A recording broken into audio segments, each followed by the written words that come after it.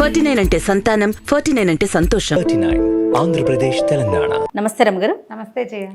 రమగారు, కొంతమంది మనం చూస్తూ ఉంటే అసలు ఎలాంటి దిగులు కనిపించదండి, చీకు చింత ఏముండదు, మళ్ళీ ప్రాబ్లమ్స్ లేవా అంటే ఎన్నో సమస్యలు ఉంటాయి. పట్టించుకోరా వీళ్ళు ఎంత అదృష్టవంతులా అనుకోవాలి, కానీ మరీ అసలు ఆలోచనే లేకుండా ఎలా ఉంటారు కదా. ఇళ్లలో వాళ్ళకి ఎంత కష్టమో తెలుసా రమ్మగారు, అలా చీకు చింత లేకుండా హస్బెండ్ కానీ వైఫ్ కానీ ఇద్దరిలో ఒకళ్ళు హస్బెండ్ ఉన్నాడో చచ్చారే ఓయమ్మో కదా. నిష్పూచిగా ఉండే వాళ్ళతోటి చాలా కష్టము. వాళ్ళు ఆలోచించరంటారు రమ్మగారు, అంటే వాళ్ళని బాధించదు మనసు, శాలుగా ఎంతసేపు బాధపడే రకంగా ఉండరు కొంతమంది. అసలు ఎంతసేపు బాధపడద్దు, కనీసం ఆలోచించాలి కదా, అది కూడా ఉండదు. వాళ్ళు ఆలోచిస్తారు, మనకు తెలియదు బహుశా. అంతేనంటారా? ఎవరి చింత వాడికి ఉంటుంది, కొంతమందికి చింత ఉండదు. రేపటి గురించి ఆలోచన కొంతమందికి ఉండదు. రేపు ఎలాగా, ఎల్లుండేలాగా, అవతల ఎల్లుండేలాగా, పిల్ల పెళ్ళి అయితే ఎట్లా, పెళ్లి కాకపోతే ఎట్లా, పెళ్ళయ్యాక పిల్లలు పుట్టపోతే ఎట్లా, పుడితే ఎట్లా, ఆ ఊరు వెళ్తే ఎట్లా, ఎక్కడికో ఆలోచించేస్తారు. ఆలోచించే వాళ్ళు కొంతమంది, ఏ ఆలోచన లేకుండా ఉండేవాళ్ళు కొంతమంది. దీని మీద ఒక నిర్విచారుడని భలే కథ ఉంది జయ. ఓ చెప్పండి. చాలా బాగుంది, ఇంట్రెస్టింగ్ గా ఉంటుంది. పాత కథ, 50లోది బహుశా, ఏమన్నా 50 అంతే 50స్లోది అనుకో. తర్వాత ఇప్పుడు గుర్తు చేసుకుంటూ ఉండేదాన్ని ఆ కథ నేను, భలే తమాషాగా ఉంటుంది. ఓ రాజుగారు ఉన్నారు, ఈయన రాజ్యం సుభిక్షంగా ఉంది, ప్రజలు శాంతిగా ఉన్నారు, పెద్ద ప్రాబ్లమ్స్ ఏం లేవు. అంటే జనరల్గా రాజ్యంలో ప్రాబ్లమ్స్ అంటే ట్యాక్సులు ఎక్కువైపోవటము, ఏదైనా ఈతి బాధలు, వర్షాలు పడకపోవటము, అకాల వర్షాలు, అకాల మృత్యువులు, అలాంటివి ఏమీ లేవు. రాజుగారికి తను ఉండాల్సినంత సుఖంగా లేనని ఒక ఫీలింగ్. ఓకే, నేను ఇంకా హ్యాపీగా ఉండొచ్చు, కానీ నాకు హ్యాపీగా ఉండటం రావట్లేదు అనుకుంటాడు. ఆయనకు ఒక దిగులు, నాకంటే సుఖంగా ఉండేవాళ్ళు లేరా అని అడుగుతూ ఉంటాడు ఎంతసేపు. నేను ఉండాల్సినంత సుఖంగా లేనంటే ఈ అధికారులు, ఆయన భార్య, మంత్రులు అనేవాళ్ళు మీ అంత సుఖప్రాణి లోకంలో లేడండి, మీరే హాయిగా ఉన్నారంటే ఆయనకు నమ్మకం ఉండేది కాదు. నాకన్నా ఇంకా చాలా మంది సుఖంగా ఉంటారు, ఉండాల్సినంత హాయిగా నేను లేను, నేను ఇంకా కూల్గా ఉండుతూ నేను ఎందుకో ఉండలేకపోతున్నాను. బాగుంది, హాయిగా ఉండటమంటే ఇది కాదు, ఇంకా ఏదో అలా అనుకునేవాడు. అయితే ఏమైంది, దాని మీద ఆలోచిస్తూ ఉండేవాడు ఎంతసేపు. ఒకరోజు ఒక ఆయన, ఈయన ఈ రాజుగారు ఎక్కడికో వెళ్ళాడు, ఊర్లో తిరిగి రావడానికి వెళ్ళాడు. అధికారులు ఎవ్వరు లేరు. తిరిగి వస్తుంటే ఒక పల్లెటూరులో ఒక పల్లె వాతావరణం, నగరానికి కొంత దగ్గరలోనే ఓ పూరి పాకలోంచి చిన్న వెలుగు, అక్కడి నుంచి ఏదో శ్రావ్యమైన సంగీతము వినపడుతోంది. అబ్బా వీడెవడో సుఖప్రాణి, చీకటి పడేసరికి చక్కగా సంగీతం వాయించుకుంటున్నాడు. ఎవరు సంగీతం పాడుకుంటూ కులాసాగా ఉంటారు, ఆనందంగా హాయిగా ఉన్నవాడు. ఈయన గుర్రం బయట కట్టేసి ఆ గుమ్మంలోకి పోయాడు. ఈ రాజుగారు రాజు వేషంలో లేడు, సింపుల్గా ఉన్నాడు, ఏదో ఒక బాటసారి వెళ్ళే ఆ ఏకతారం మీటుకుంటున్నాడు. ఒక ఆయన టింగ్ టింగ్ వాయిస్తున్నాడు, ఏకతారం మీటుతారు కదా, ఆ ఏకతారం మీటుకుంటూ చక్కటి పాట, ఎంత శ్రావ్యమైన కంఠము, నిశ్శబ్దంగా నిరామయంగా ఉంది వాతావరణం.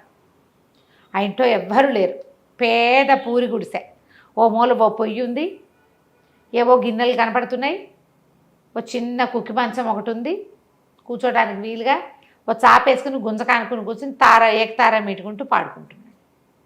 దాన్నా కూర్చో అని ఆయన కూర్చున్నాక, అగో ముందు కొండలో మంచినీళ్ళు ఉన్నాయి తాగు అని వాడు మంచినీళ్ళు అయితే ఈయన మీటుకుంటూ పాడుకుంటుంటే రాజుగారు కూడా సంగీతంలో మైమర్చిపోయి విన్నాడు.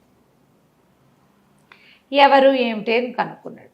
ఎంత హాయిగా పాడుతున్నావు, నీకేం బాధ లేవంటే, ఏం బాధలు ఉంటాయన్నయ్యా, నాకేం బాధలు ఉంటాయన్నా, ఏమున్నాయి, ఏదో కళాయి పనులు చేస్తా, మాటలేస్తాను గిన్నెలకి, నగరంలో తిరుగుతా పొద్దంతా, ఏదో ఒక పావలా రూపాయి దొరుకుతుంది, కాసిన బియ్యం కూర కొనుక్కు తెచ్చుకుంటా, అన్నం వండుకుని తింటా, నేను ఎవరికి పెట్టక్కర్లేదు, ఎవరు నాకు పెట్టక్కర్లేదు, గొడవ లేదు, నాకెవరు లేరే అని ఏడవచ్చు. వాడు ఏడవట్ల, ఏం చేయాలి, ఏముంది, నడిచిపోతుంది కదా.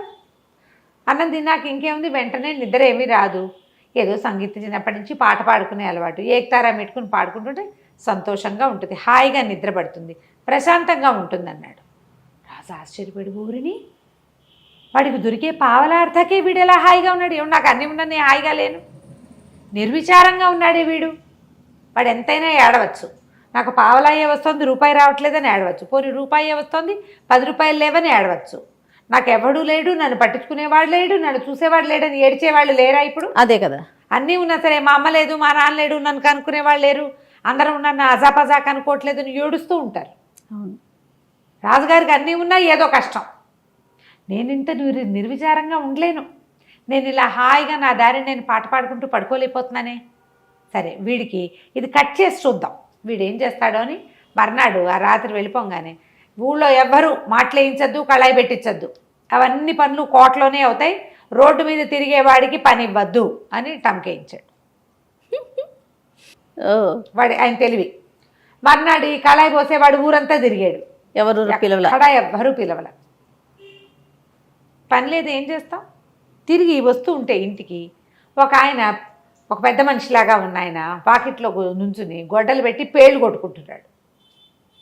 పేళ్ళు కొట్టుకుంటుంటే ఆశ్చర్యపోయాడు. బాబు, ఇంత పెద్దవారు, ఇంత పెద్ద ఇంటి ఓనర్లే ఉన్నారు, ఎందుకండి ఈ పేళ్ల పనులు? నా బొట్టివాడు ఎవరికో కూలివాడికి 10 పావలా ఇచ్చి, ఓ పావలా ఇచ్చి చేయించుకోవచ్చు కదంటే, ఒరే కూలి ఎవరు దొరక్కేనైనా చచ్చినట్టు వేసుకుంటున్నాను, వాన వచ్చేలాగా ఉంది, పేళ్ళు లేకపోతే రాత్రికి అన్నం, రేపు పొద్దుటికి అన్నం ఉండదు, పనివాళ్ళు ఊరెళ్ళారు, ఎవరు లేక చేసుకుంటున్నానంటే, బాబు నాకు ఇవ్వండి, ఆ పావలా ఇస్తే నేను వేసి పెడతా బాబు అని చకచకా పేళ్ళు కొట్టేసి అవన్నీ కట్టకట్టి వంటింట్లోకి చేర్చి వాళ్ళకి ఆయన పావలా ఇచ్చి ఓ గ్లాసెడ్ గంజిస్తే గంజి తాగి పావలా 10 రూపాయలు తెచ్చుకున్నాడు. వచ్చేటప్పుడు ఒక గుప్పెడు బియ్యం, ఓ సోల్డ్ బియ్యము, ఒక తాటుకూర తెచ్చుకున్నాడు. అన్నం వండు తినేసాడు. అయిపోయి ఆ రోజు ఏకతారం పెట్టుకుంటున్నాడు. రాజుగారు ఇవాళ వీడికి తిండి దొరుకుండదు, వాడు అడుక్కునేవాడు కాదు, పని చేసుకుని బతికేవాడు. ఏం చేస్తున్నాడో చూద్దామని రాత్రి 9 అయ్యేసరికి తయారయ్యాడు. వీడు టింగ్ టింగ్ టింగ్ టింగ్ అని పాడుకుంటున్నాడు. ఎవడెవ్వడి వాడు ఈ జీవుడు, ఎవరికి ఏమవుతాడు ఈ జీవుడు అనుకుంటూ. రాజు ఆశ్చర్యపోయాడు. ఓరిని అని మళ్ళీ వెళ్ళాడు లోపలికి. వెళ్తే నాయనా బాగున్నావా అన్నాడు. ఆ బాగున్నాను, ఇవాళ ఏం పని చేసావు అని అడిగాడు. అంటే ఏముంది పని చేయడానికి, ఎవరు కళాయికి మాటకి పిలవలేదు, సాయంకాలం వస్తుంటే ఎవరో పేళ్ళు వేసుకుంటూ కనపడ్డారు, చేసి పెట్టాను అన్నాడు. అయితే అప్పటి నుంచి రాజుగారు ఆశ్చర్యంగా ఉంది ఆయనకి. వెళ్ళిపోయాడు. రోజు పేళ్ళు వేసుకునే బతకడం మొదలుపెట్టాడు. ఊరంతా తిరిగి ఎవరికైనా కట్టిపేళ్ళు కొట్టి పెట్టాలమ్మా, ఏదైనా బరువు పని చేయాలా అని హాయిగా రోజు తెచ్చుకుంటాడు. అందుకుముందు మొదటి రోజున ₹1 వచ్చింది, తర్వాత నుంచి రూపాయి రావటం మొదలైంది. హాయిగా కడుపు నిండా తిని ఉంటున్నాడు. మళ్ళీ వచ్చి చూశాడు రాజు, వీడు ఏకతారలో మార్పు లేదు. ఈయనేమంటున్నాడు, వీడు కాయ కష్టం చేయటం వల్ల వీడు నిర్విచారంగా ఉన్నాడు, వీడి కష్టం కట్ చేద్దాం అనుకున్నాడు రాజు. మర్నాడు ఏం చేశాడు, 10 రోజుల తర్వాత ఒక సైనికుల్ని పంపించి, నీకు భటుడు ఉద్యోగం ఇస్తున్నాం, కోటకు పిలిపించారు, భటుడు ఉద్యోగం ఇస్తున్నాము, ఉద్యోగంలో చేరమన్నారు. అనేసరికల్లా ఈ నిర్విచారుడు అన్నాడు, ఎందుకండి నాకు పొట్ట బాగానే గడిచిపోతుంది, నాకు ఉద్యోగం అవసరం లేదు బాబయ్య, హాయిగా గడిచిపోతుంది, నేను సుఖంగా ఉన్నాను అంటే వాళ్ళు ఒప్పుకోవాలి. దేవుడి నుంచి నీకు ఉద్యోగం ఇవ్వమని ఆర్డర్ వచ్చింది, నువ్వు ఉద్యోగం చేయవలసిందే, ఇదిగో బట్టలు అని భటుడి బట్టలు ఒక కత్తి ఇచ్చారు. కాదంటాని వీలేదు, రాజాజ్ఞ. సరే ఏం చేశాడు, ఆ భట్టుడు బట్టలు వేసుకుని ఆ కత్తి పుచ్చుకుని వచ్చి నుంచున్నాడు. ఇక్కడ ఎక్కడో కాపలాగా ఏమంటారు, డ్యూటీలు వేస్తారుగా అక్కడ ఇక్కడ అని. 2-3 రోజులకి వాడికి తెలిసింది. అంతకుముందు ఏదో బియ్యం పప్పు ఉంటే వండు తిన్నాడు. 2-3 డేస్కే వాడికి అర్థమైంది, ఇదేంటి నెల జీతం, రోజు పావలా అర్ధం రాదు, దినబత్తెని రాదు, నెల అయ్యాక జీతం ఇస్తారు, ఈ నెల రోజులు తిండెట్లా? వీడేం చేస్తాడో చూద్దామనే రాజు ఎత్తు.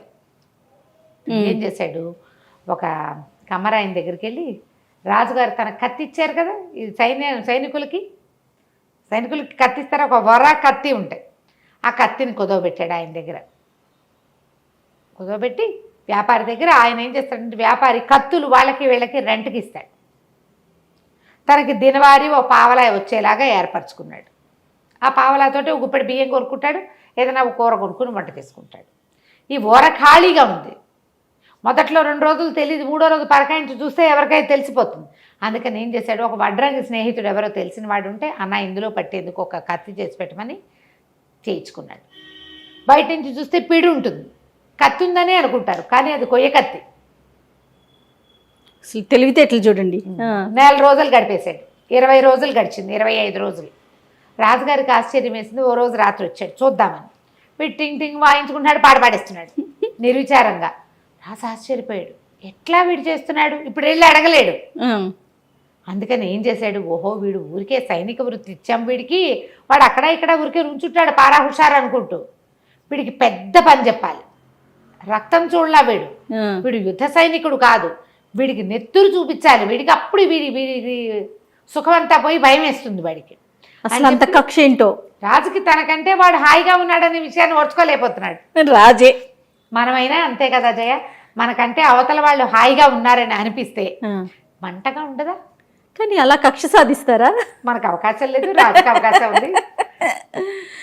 ఏదైనా అనవా జయ మనం, వాళ్ళకేంటి అంటాం.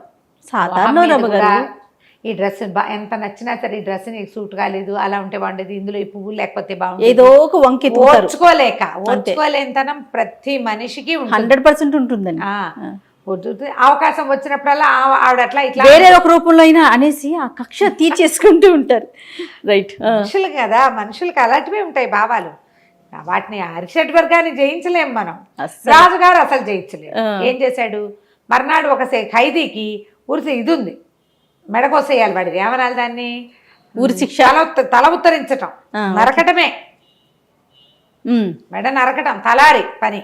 ఆ తలారికి చెప్పాడు, ఫలానా ఒక సైనికుడు ఉన్నాడు నిర్విచారుడు, వాడి చేత ఈ పని చేయించమన్నారు. అతను మెడొత్తరించే పని వాడికి చెప్పమన్నారు. అక్కడి నుంచి వీడిని పిలుచుకుపోయారు. పిలుచుకుపోతే అక్కడ ఒక ఖైదీ ఉన్నాడు, వీడికి వాళ్ళ మరణశిక్ష ఉంది, ఆ శిక్ష నువ్వు అమలు చేయాలి, కత్తి వేయి అన్నారు. అనగానే వీడు నిర్ఘాంతపోయాడు. ఒకటి భయం వేసింది, రెండోది ఇంకో భయం వేసింది. కత్తి లేదు కదా, లేదు. కొయ్య కత్తితో ఎట్లా చేస్తాడు? అదే. అయితే లబలబలాడుతూ అన్నాడు, అయ్యా తలారన్నా, నాకు ఈ పనులు అలవాట్లేదు, నేను ఏదో మామూలుగా మాటలేసుకుని బతికేవాడిని, ఎందుకో ఉద్యోగం వచ్చింది, బాబు నాతోటి ఇవన్నీ కాదు, ఒట్టి సైనికుడు పని అంటే కాపలా పనే కదా అనుకున్నాను, ఈ చావుల పనులు నరకటాలు అవి నేను చేయలేనని అంటే పలారు ఒప్పుకోలే. కఠినంగా చెప్పాడు, నీ పేరు చెప్పారు, దేవుడి నుంచి నీతోటి శిక్ష అమలు చేయించమని వచ్చింది, చేయవలసిందే రాజాజ్ఞ, ఇక కుదరదన్నాడు. అనేసరికల్లా వీడు ఆలోచించుకుని, ఓకే దేవుడా, నా జీవితంలో ఎప్పుడూ చేయని ఒక బ్రహ్మాండమైన పని చేయబోతున్నాను, నా వల్ల ఒక ప్రాణం పోబోతోంది, ఒకవేళ ఈ ఖైదీ కనుక నిర్దోష అయితే నేను నరికే కత్తి కొయ్య కత్తిగా మారిపోవుగాక, నువ్వే ప్రమాణం దేవుడా, నీ మీదే శపథం చేస్తున్నాను అని గట్టిగా అరిచాడు. చుట్టూ జనాలతో చూస్తారు ఏమవుతుందో. వీడు ఏనాడు అలాంటి పనులు చేసిన వాడికి వీడు మాటలేసేవాడని కొంతమందికి తెలుసు, సైనికుడు ఊరికే పారా హుషారంటాడని ఇంకొంతమందికి తెలుసు. వీడు సర్రమని కత్తి చూసి దాడి మెడమ నరకబోయాడు, కొయ్య కత్తి కనపడింది అందరికీ. ప్రజలంతా కేకలు పెట్టారు, నిర్దోషి నిర్దోషి నిర్దోషి అని. మ్యూజిక్ ఏం రాలేదు, అని మ్యూజిక్ వస్తుంది, ఇక్కడ ఏమీ రాలే. కత్తి మాత్రం కొయ్య కత్తిగా మారిపోయింది. పిడి రాజుగారు ఇచ్చిన కత్తి పిడే, అదే కదా, కత్తి మాత్రం కొయ్య కత్తి. తలారి కూడా నిర్ఘాంతపడి, ఇదేంటి విచిత్రం, ఎప్పుడూ చూడలేదే, వీడు మహామహిమాన్వితుడిగా కనబడ్డాడు జనాలందరికీ. పరిగెత్తుకుంటూ పోయి రాజుగారికి చెప్పారు, వాడు నిర్దోషండి, వాడి నిర్దోష ఏంటి, అంతా విచారించాం, వాడు నిర్దోష కాదు, వాడు దోషి, వాడు 5 హత్యలు చేశాడు, దారి దోపిడీ దొంగ వాడు అంటాడు రాజు. జడ్జిని పిలిచారు, మంత్రిని పిలిచారు, అందరూ వాడు దొంగ వాడు హంతకుడు అంటే కత్తి కొయ్య కత్తిగా ఎలా మారిపోయింది? ప్రజలు ఒప్పుకోవటాల, నిర్దోషికి శిక్షిస్తారా? మేము చూస్తుండగానే కత్తి కొయ్య కత్తిగా మారిపోయింది. కేకలు పెట్టేసి జనాలంతా క్యాండిల్ ర్యాలీ లాంటిది చేయటం మొదలుపెట్టారు. రాజుగారు ఆశ్చర్యపోయి, ఈ నిర్విచారుడు, ఈ పాటగాడు ఉన్నాడు కదా, సంగీత పాడుకునేవాడు, వీడిని పిలిచాడు. ఒరే నాయన ఏంటి కథ అంటే, నేనేం చేయను ప్రభు, ఇలా జరిగిందండి చెప్పేశాడు. చెప్పంగానే రాజుగారు అనుకున్నాడు, వాడు హాయిగా ఉండటానికి అలవాటు పడ్డవాడు, వాళ్ళు నిర్విచారంగానే ఉంటారు, వాడికి డబ్బులు ఉన్నాయి, లేదు ఉద్యోగం ఉంది, పదవి ఉంది, ఇవి కాదు, అంతే. నిర్విచారంగా ఉండటం వాడి మనస్తత్వం. డబ్బుంటే సుఖంగా ఉంటారని, రాజైతే సుఖంగా ఉంటారని, ఉద్యోగం ఉంటే సుఖంగా ఉంటాం కాదు, సుఖంగా ఉండటం అనేది ఒక తత్వం, అంతే. ఏదున్నా లేకపోయినా ఆ ఖైదీకేమో ఉరి శిక్షని మరణ శిక్ష చేసి, మరి ప్రజల్లో గొడవ వస్తుందిగా, వాడికేమో ఆజన్మాంతం జైలు శిక్ష విధించి, ఈ పాటగాడిని నీకు చేతొచ్చిన పని చేసుకో అని చెప్పి వదిలిపెట్టేశారు. ఏమైనా ఇవ్వమని అడిగితే ఏం వద్దండి, నా బతుకు నేను బతుకుతానన్నాడు. పావలా అర్థం వస్తే చాలు, ఏకతారం మీటుకోవడానికి అంతకంటే ఏం కావాలి, అంతే. హాయిగా దాన్ని పోయాడు. రాజుగారు ఆ తర్వాత నాకంటే సుఖంగా ఎవడున్నాడు అని చూడడం మానేశాడు. సూపర్, వాడి తెలివితేటలు సూపర్. నమస్తే రమ్మగారు. నమస్తే.